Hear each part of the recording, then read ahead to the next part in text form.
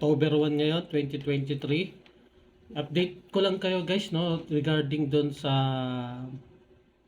nangyari sa akin na monetization limited.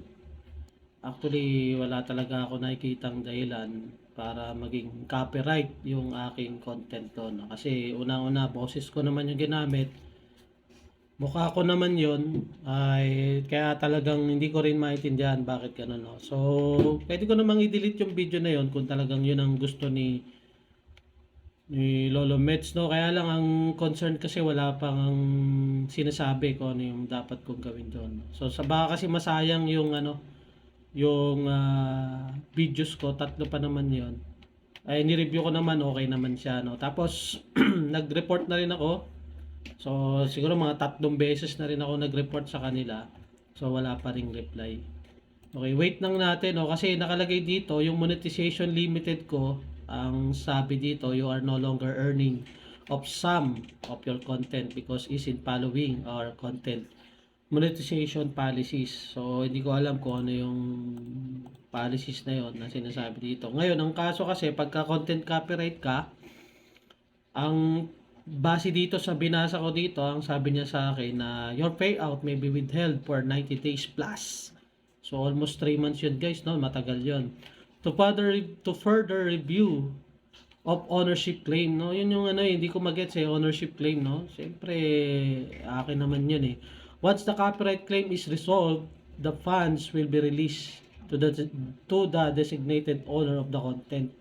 So, yun yung nakakapagtaka doon, no? Paano mangyayari na magkakaroon ng ibang owner, samantalang mukha at boses ko naman yun nandoon. Wala naman tayong kamukhang artista, di ba guys? Kaya nakakapagtaka talaga yun.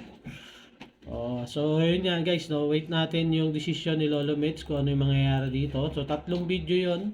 Review ko yung video, wala naman ako nakikitang dahilan.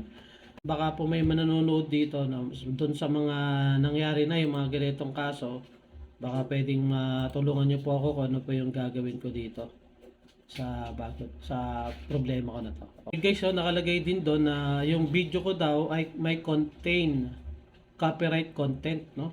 Naglalaman ng copyright content. Hindi ko naman alam kung paano nangyari yon.